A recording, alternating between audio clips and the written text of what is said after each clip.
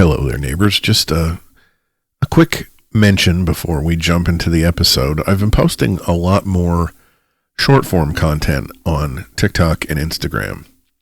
So if you would be so kind, stop on over to either of those platforms and check it out. It's in the same vein as the things that I talk about on the podcast. Once in a while, there's some content there that's a little bit more lighthearted and comedic than the podcast itself, but I think you'll enjoy it. And if you do, please like, follow, and comment if you would. Alrighty then, let's move on to the episode. There is a particular kind of American theater that happens in grocery store checkout lines. Not the normal kind, not the tiny dramas of somebody digging for their rewards card or a toddler discovering that injustice does exist because the cookies cannot be opened before they are scanned. I'm talking about a different kind, the kind where someone sees an EBT card come out and suddenly they feel like they're an unpaid federal investigator with a cart full of opinions. And I think you can picture the scene. A mother is standing there with groceries, milk, eggs, cereal, bread, whatever. Maybe a frozen pizza because it's Tuesday night and everyone's tired and nobody has the strength for, a full culinary production and a sink full of dishes. And maybe there's a 2-liter bottle of soda in the cart. Maybe there's a bag of candy. Maybe there's some sort of snack food that would not survive the approval process of, the Facebook nutrition patrol. And then the EBT card appears and the air changes. Maybe nobody says anything out loud. Maybe it's just a look, a frown, mental cart inventory, a silent audit, the face that says, well, I see what my tax dollars are buying. Congratulations, court is now in session. The checkout line has become a courtroom. The cart is the evidence. The soda is Exhibit A, and the person just trying to feed her family is now on trial before a jury of one irritated stranger who has appointed themselves deputy sheriff of the snack aisle. And now, as things tend to go, that attitude has policy behind it. A federal judge just blocked the Trump administration's attempt to let states restrict what SNAP recipients can buy, specifically things like soda, candy, sugary drinks, under the Make America Healthy Again banner. Judge Amy Berman Jackson ruled that USDA lacked the legal authority to approve those state waivers. And let's be clear, this is really not about Mountain Dew. It's not about gummy worms. It's not really about whether soda is good for you. Nobody is building a wellness retreat around orange Fanta. This is about suspicion. This is about control. This is about the way the country treats poverty like a crime scene and poor people like the suspects. Because somehow the government is always too big when it actually helps people. But when that same government wants to inspect a poor person's grocery cart, suddenly everyone wants to wear a badge. So let's talk about the grocery police.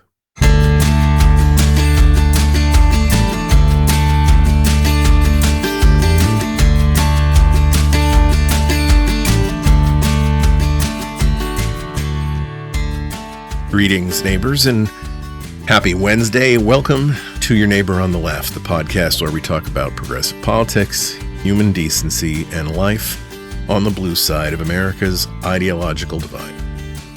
My name is Don Spielis, and I am your host. And today we're talking about a topic that I think a lot of people have opinions on.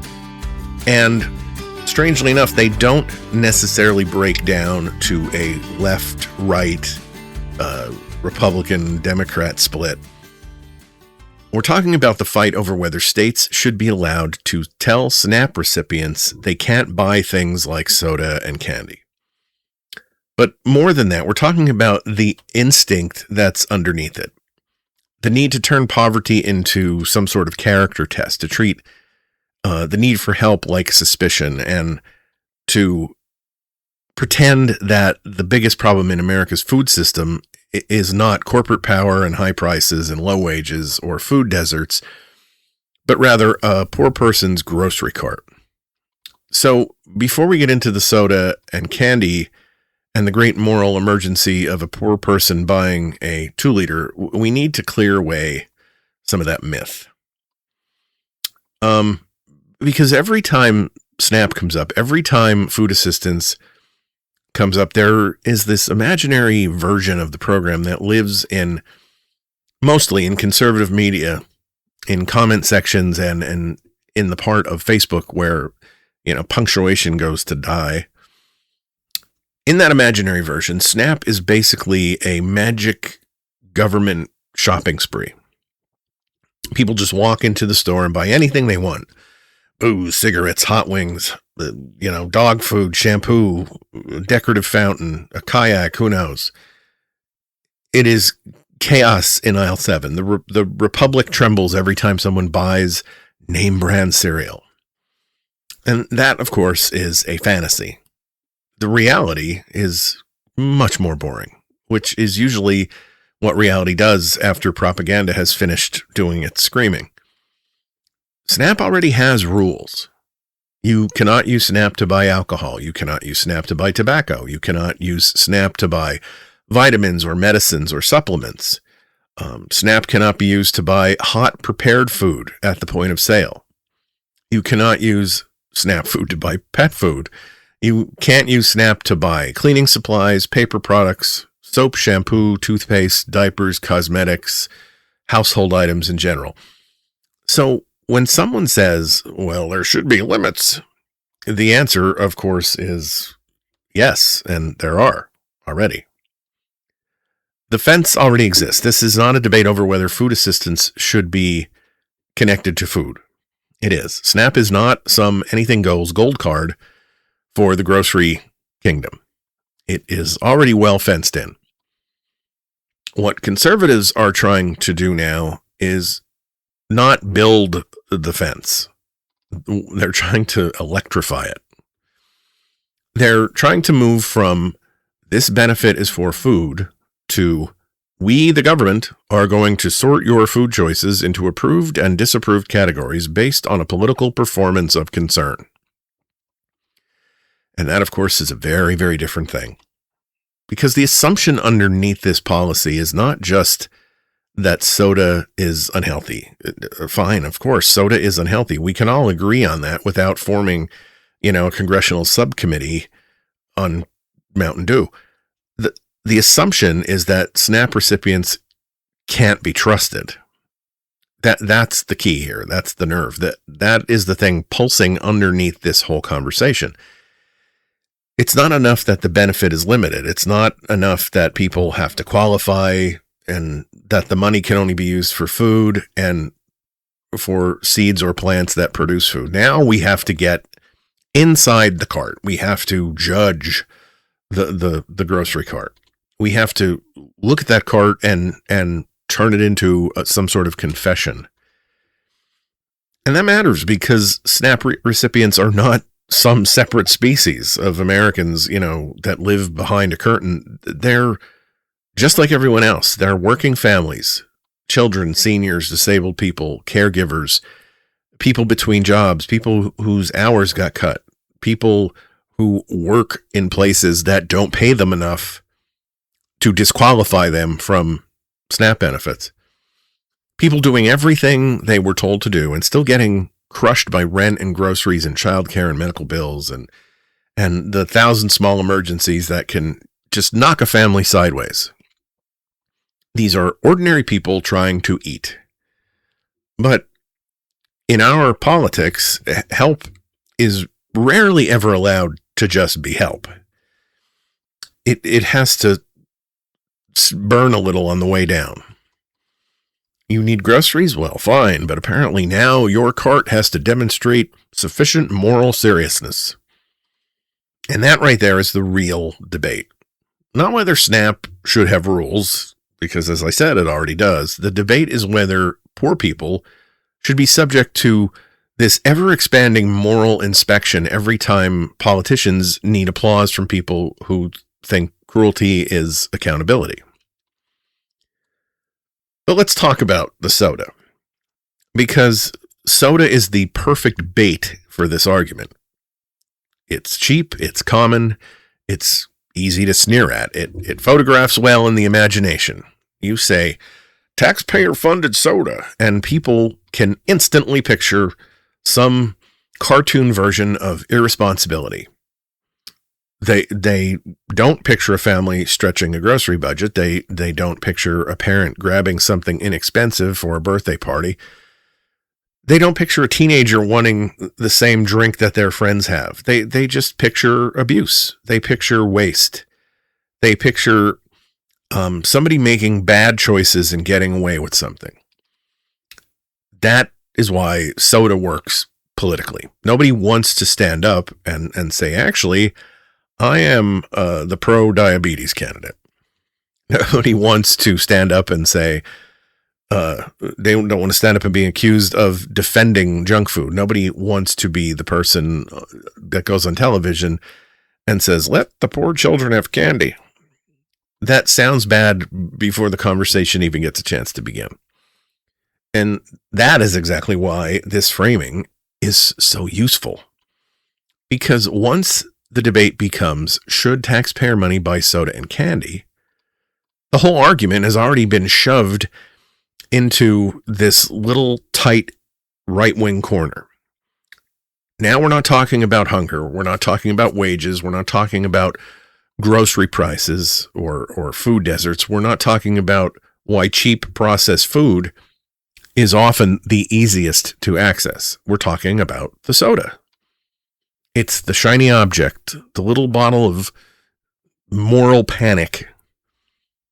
And this is a trick. This is how the trick works. The public hears no taxpayer-funded candy, and the larger issues disappear. The policy suddenly sounds like common sense. The politician gets to stand behind the podium and say, we are promoting health. We are protecting children. We are being responsible with your taxpayer dollars.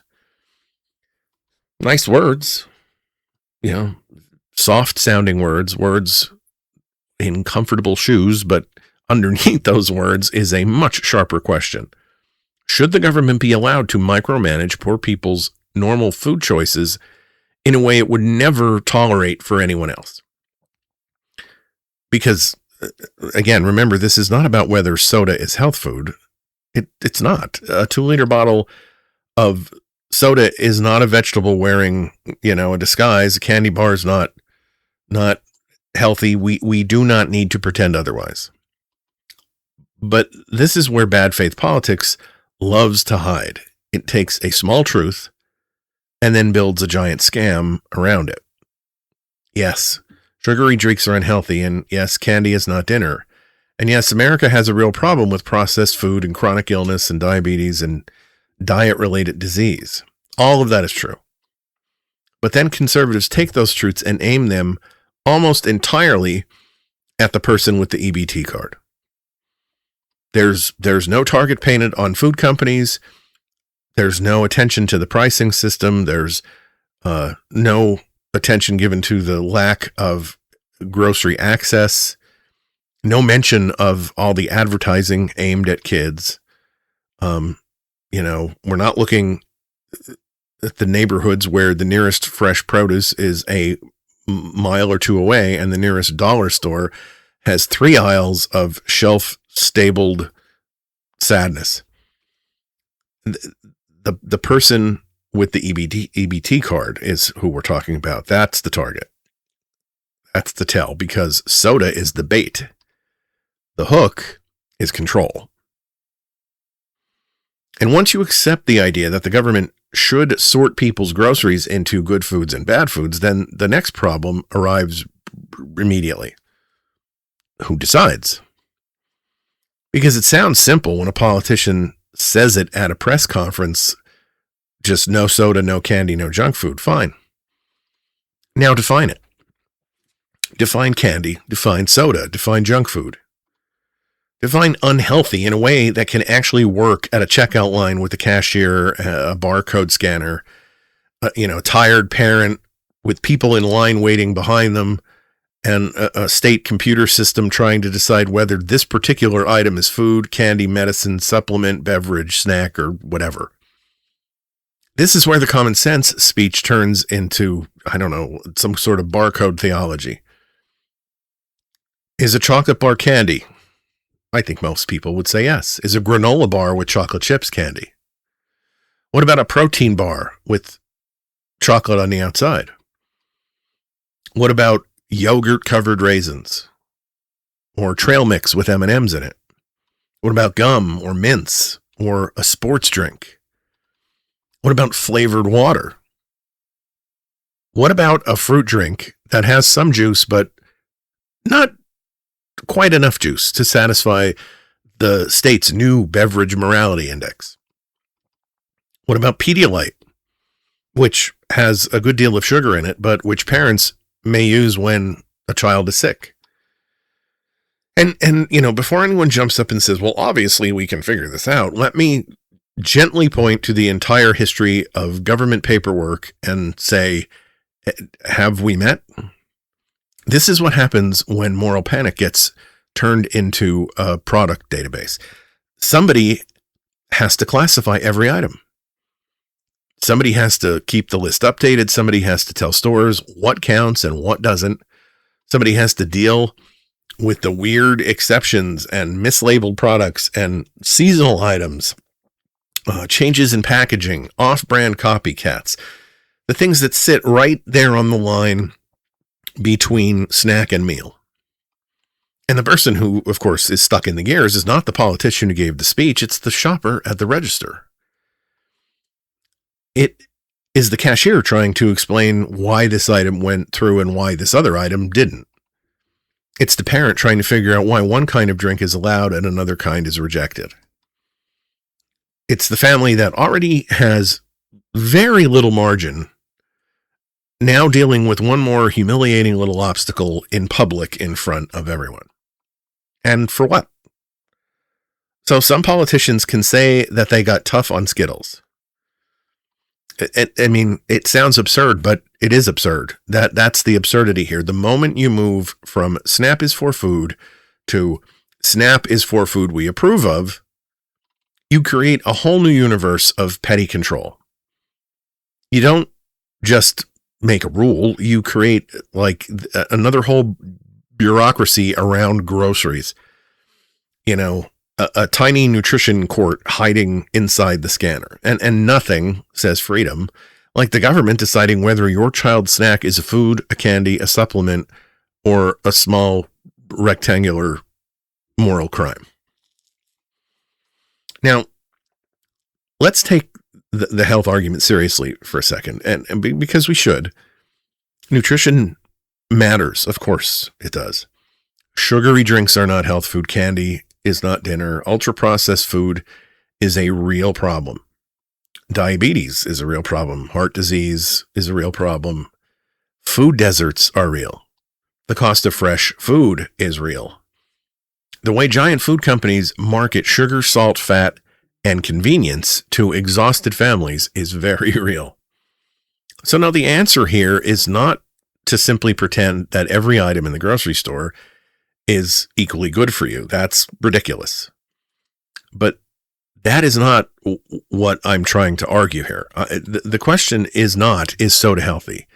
The question is, why does our politics only discover nutrition when it's time to punish poor people? Because if this were truly about health, the policy would look a lot different. If this were truly about health, we would be talking about making fresh food cheaper. We would be talking about grocery access in rural communities and low-income neighborhoods.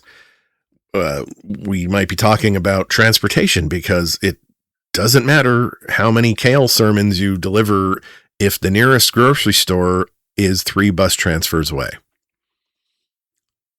We would be talking about wages because healthy food costs money, and you can't budget your way out of a grocery bill that is bigger than your paycheck can handle. We would be talking about time, because cooking from scratch is, a lovely, healthy idea when you have the money, the kitchen, the energy, the schedule, and the life circumstances to make it happen. When you're working 2 jobs and caring for kids, or caring for an aging parent, or trying to get through the week with, your nerves together, convenience food is not a moral failure. Sometimes it's survival with microwave instructions. If this were truly about health, we would be talking about the corporations that make ultra-processed foods cheap, available, addictive, and everywhere. We'd be talking about advertising aimed at kids. We'd be talking about grocery consolidation and price gouging. We'd have conversations about school meals. We would be talking about why a bag of chips is sometimes easier to find, easier to afford, and easier to store than a bag of apples. But that's not where this policy aims. It aims directly at the person holding the EBT card. And for my money, that tells you what it is. Because if the target is always the poor person and never the corporation, it's not health policy. It's blame policy. And that's the trick of this whole Make America Healthy Again branding thing. It sounds wholesome. It sounds like somebody standing in a sunlit kitchen talking about children and chronic disease and better choices. But the policy underneath it is not universal. It does not say, let's fix the food system. It says, let's supervise the people. And I don't think that that's public health. That is selective punishment. It just has a wellness filter slapped on it. And we should be honest enough to say that out loud. And this is where the grocery cart connects to something bigger. Because if this were only about soda, it would be annoying. But it's not only about soda. It's part of a much older machine. A machine that takes poverty and feeds it through the same grinder over and over and over again until every economic problem comes out looking like a character flaw. We've been listening to this story for decades. The welfare queen, the lazy freeloader, the person buying steak with food stamps, the person supposedly gaming the system while hardworking taxpayers foot the bill. They've talked about drug testing schemes and work requirements and just overall fraud panic. And the able-bodied adult rhetoric always delivered with some little curl in the voice, as if the speaker has personally caught someone eating bonbons on a couch while America collapses around them. The details change and the target changes a little bit, but the story is always essentially the same. Poor people are not struggling because wages are low. They're not struggling because rent is ridiculously high. They're not struggling because childcare is brutal and healthcare is expensive and gas is ridiculous and groceries keep climbing, and one emergency can wipe out 6 months of careful planning. No, in the conservative imagination, poor people are struggling because they simply lack discipline. They make bad choices. I literally just heard a conservative content creator yesterday saying the only reason people are poor is because they make poor choices. Because they're irresponsible. And they need to be corrected. That's the story. And once you accept that narrative, every benefit then becomes some sort of test. Food assistance is no longer just food assistance. It becomes a character exam. Housing assistance is not just housing assistance. It immediately becomes a suspicion that someone somewhere is getting something they don't deserve. Medicaid isn't health care anymore. It's a hunt for fraud. Disability support is not just support. It becomes a national guessing game where people with no medical training but unlimited confidence decide Who looks disabled? Who is really disabled enough? The fraud machine is super powerful because it gives people a villain, but not the actual villain, not the landlord raising the rent, not the corporation, working to keep wages low, not the private equity firm buying up all the housing and jacking up the prices, not the food conglomerate filling shelves with cheap, addictive garbage and then watching politicians blame the shopper. Not the politicians themselves for, cutting taxes for the wealthy and then pretending the deficit was caused by single mothers buying cereal. The villain becomes the person with the least, the person in line, the person holding that EBT card, the person whose groceries are suddenly everybody else's business. And that is useful politics if your goal is to keep people angry in the wrong direction. Because the fraud machine does not just shame poor people, it distracts everyone else. It tells the worker who's struggling, your problem is not the billionaire taking more, your problem is the poor person who's getting help. It looks at the taxpayer and says, don't look up, look sideways, look down, look into somebody else's grocery cart. It's a magic trick, and not particularly a good one. It's a sort of ugly one, because conservatives have spent decades trying to convince America that poverty is not an economic condition, it's a personality defect. And once poverty becomes a personality defect, cruelty just looks like discipline. That's how you get from food assistance to grocery policing. Not because the country suddenly discovered nutrition, because the country has never stopped looking for ways to make poor people prove they deserve to survive. And this is the part that really gives the game away, I think, because the moral panic is never evenly distributed. The suspicion is never evenly distributed, or the lecture. If a poor person gets help buying groceries, we want to know what's in the cart. We have a right to know what's in the cart. But when a billionaire gets a tax break, nobody ever asks whether he's going to spend that money responsibly. Nobody says, now, sir, before we let you keep all this public money, through that miracle of tax policy and loophole, we need to make sure that you're going to make good choices. Are you investing in your workers? Are you lowering prices? Are you supporting your community? Are you buying anything with excessive sugar? Any yachts we should know about? Nope. None of it. The check just clears. The loophole opens. Everybody calls it economic growth. When a corporation gets a subsidy, nobody follows them around with a clipboard asking whether public money is being used in a way that promotes anything resembling the common good. Nobody says, excuse me, we noticed you received a generous tax incentive from the state.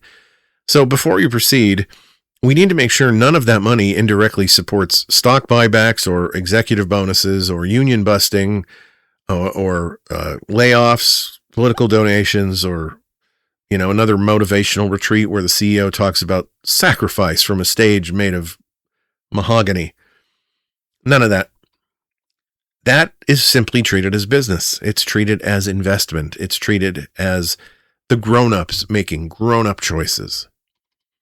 And then there's defense contractors. I mean, please, nobody drug tests a defense contractor before a federal check clears. Nobody tells a weapons manufacturer, now remember, this money comes from taxpayers, so we expect responsible choices. No waste, no fraud, no abuse. And if you buy anything questionable, we reserve the right to shame you at the checkout.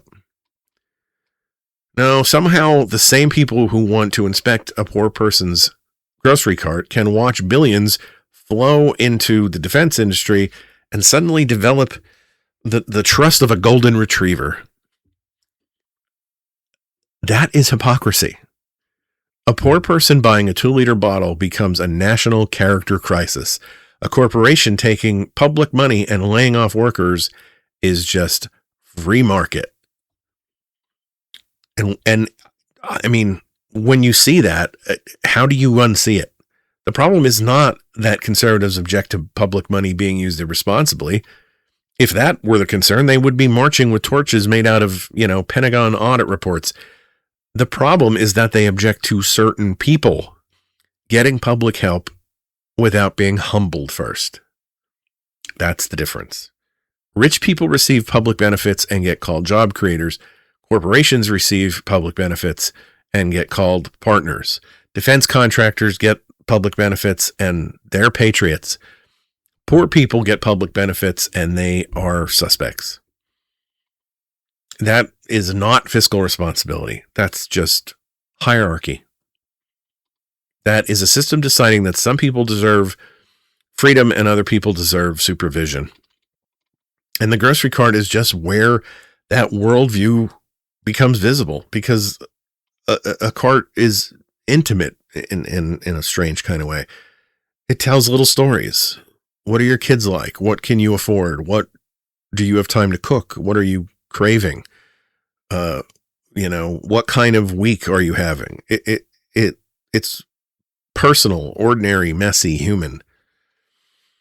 And that's exactly why it becomes such a powerful target. If you can make people feel entitled to judge the cart, you can make them feel entitled to judge the person pushing the cart. That is what the grocery police are really doing. They're not protecting the food supply. They're not doing anything like that. They're protecting the idea that some Americans should have to explain themselves before they get any help. Now, of course, like with everything else in capitalist America, the branding around this matters, because this was not sold as we want to control poor people's grocery carts. That would be far too honest. And honesty ruins the whole costume party. This was sold under the whole Make America Healthy Again banner. Maha. And on the surface, it does sound nice. Who the hell is against health?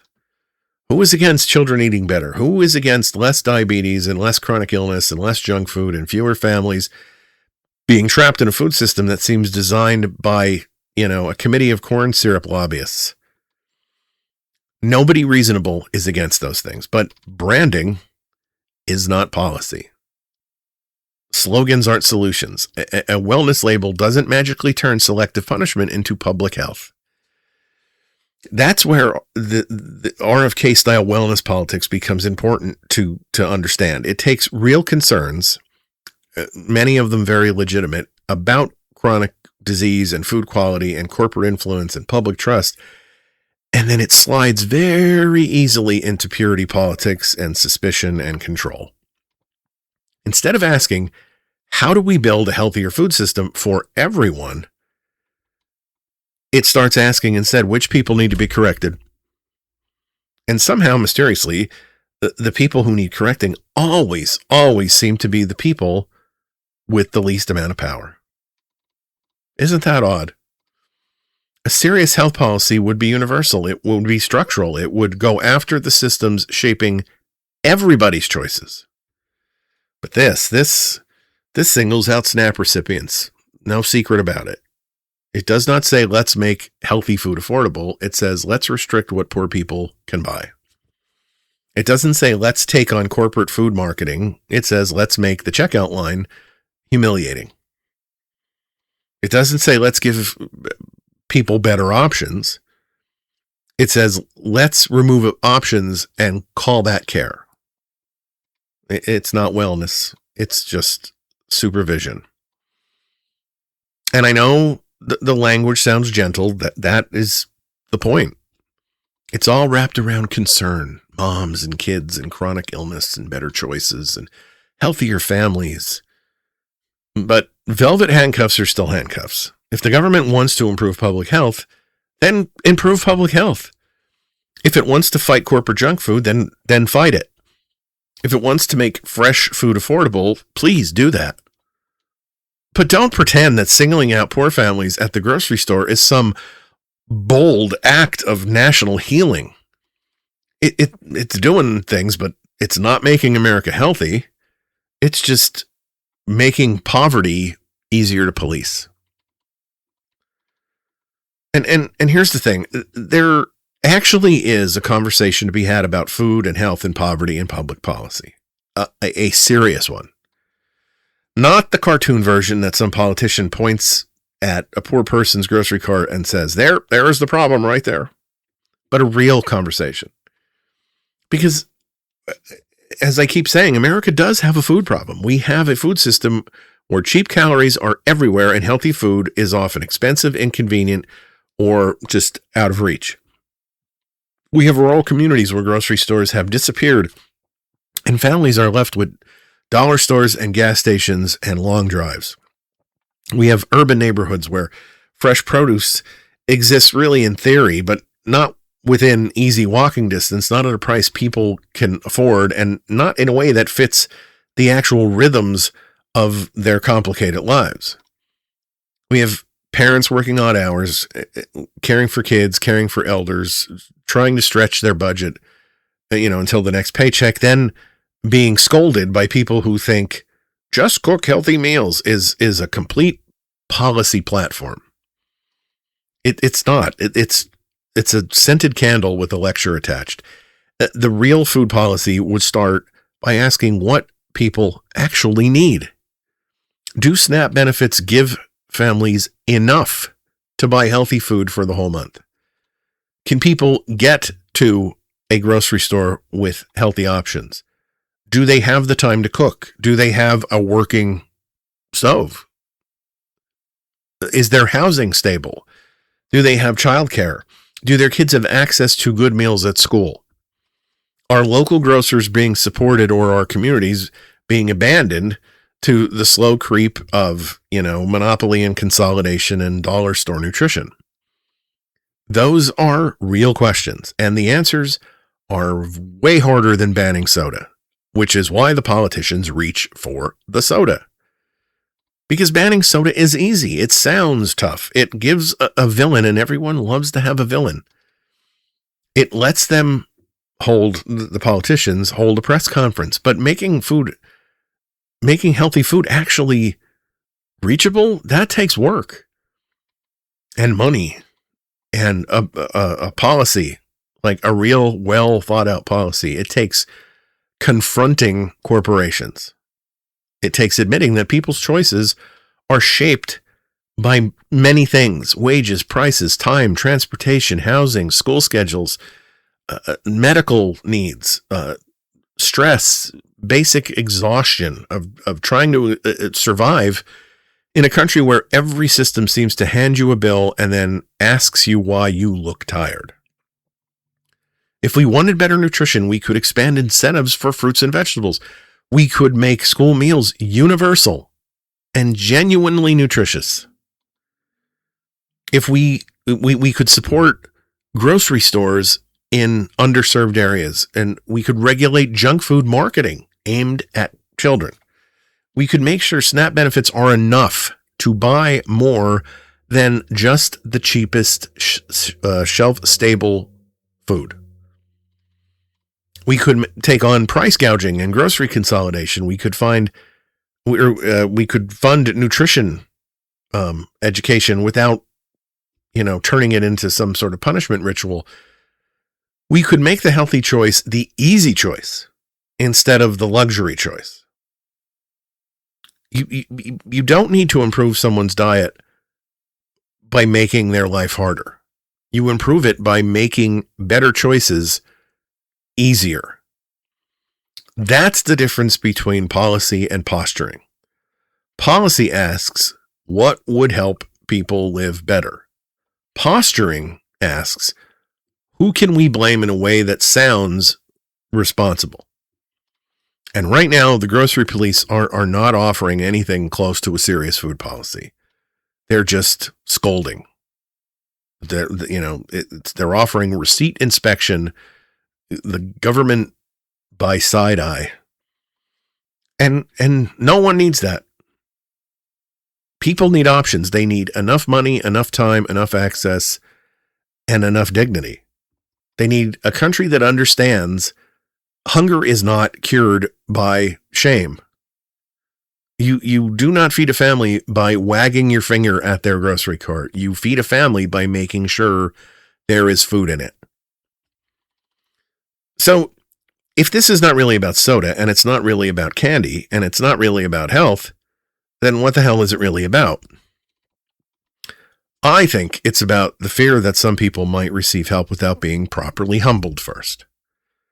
That's the quiet little engine inside so much of our politics around poverty. There are people in this country who are not satisfied with the idea that someone gets food assistance because they need food. That's just too simple, too clean, too humane. There has to be a correction attached. There has to be a lesson taught. There has to be like some little ceremony where the person receiving help is reminded that they are not alone. They are being watched. And that's why the grocery cart matters, because it gives the judgment somewhere to land. It lets someone say, see, that right there, that bottle, that candy bar, that choice, that's why they are poor. And once you can reduce someone's hardship to items in a grocery cart, you do not have to think about the rest of their lives. You do not have to focus on wages or rent or medical bills. You don't have to think about disability or caregiving or layoffs or school or transportation or the 1,000 ways this country makes survival expensive and then calls people irresponsible when they struggle. It's much easier to just look at the soda. That is the comfort that's offered by this policy. They take a complicated economic reality and shrink it down to one or two purchases that they can judge harshly. And that judgment does something for them. It reassures them that the world is still sorted correctly, that some people are above and some people are below, that some people get privacy and some people get supervision. Some get choices and some need permission slips. That's the deeper story here. The grocery police are not there to protect the food supply. They are there to protect the feeling that some Americans are allowed to judge other Americans from above, mostly. And once you understand that, the policy stops looking like concern. It starts looking like what it is. It's just resentment. It's a lecture dressed up as health, a way to make sure that even help comes with a hand on the back of your neck. So that brings us back to the checkout line, back to the cart, back to the person standing there while strangers, politicians, cable news panels, and online warriors all decide they have the right to conduct an inventory of somebody else's groceries. The mother with the EBT card is not a symbol. She's not a prop, not a policy abstraction. She's certainly not the villain in somebody's campaign ad, or she shouldn't be. She's the person trying to get through the week. Maybe the soda's for a birthday party. Maybe the candy is for Halloween. Maybe the frozen pizza is for a night when she's just so damn exhausted and the kids are hungry and the laundry is still waiting and the sink is already full and nobody in that house just has, the mental reserve left to perform the sacred ritual of perfectly optimized nutrition for the approval of strangers. Maybe the cheap food is the only food that fits the money, the schedule, the bus route, the kids' preferences, and the reality of life that most of these politicians don't have a freaking clue about. Maybe it's just soda. So what? That is the part we're not supposed to say, but we should say it. So what? Poor people are allowed to make ordinary choices. They're allowed to buy things that aren't perfect. They're allowed to have a treat. They're allowed to be tired. They're allowed to have kids who ask for the same junk that all of their friends ask for. They're allowed to exist as full human beings, not just, a walking application who have to justify every bite. The government should make people have enough to eat. That's the job. Not turn the checkout line into, some sort of morality play. not making hunger more humiliating than it already is, not pretending that public health begins and ends with, policing the poorest person at the grocery store and ignoring the corporations that shape the food systems altogether. If we want a healthier country, we have to build one. We have to make good food affordable, make good food accessible. We need to feed kids at school. We need to pay people enough to afford it. Stop letting corporations squeeze every family until dinner becomes a math problem. But for God's sake, stop calling it health when what you mean is control. Don't say it's responsibility when it's really just suspicion. Don't call it compassion when the whole point is to make help feel smaller, meaner, and harder to receive. A decent country is not measured by how tightly it controls poor people. It's measured by whether those people have enough food in the first place. Feed people. Trust people, and take all of those stupid volunteer grocery cops and point them in a direction other than where they're pointed now, because I guarantee you there's a whole lot of other areas that are much more in need of policing.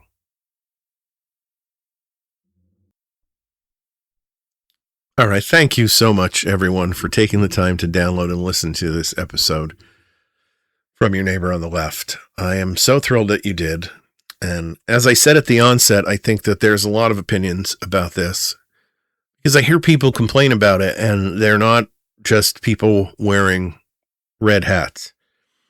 So let me know what you think. Go to the podcast website, neighborontheleft.com, use the contacts section, send me a DM on social media, or use the email address, and let me know what you're thinking. Let me know about whatever you want to let me know about in relation to the things we talk about on this podcast. While you're at the website, you can also check out the episode section, download or stream any episode of the podcast. And also check out the blog section, because I post things that mirror the topics I talk about on the podcast, and I include all of my sources. I'll be back on Friday with another installment of Back Porch Files. So between now and then, do me a favor, stay engaged, stay kind, and have the kind of week you'd wish for others.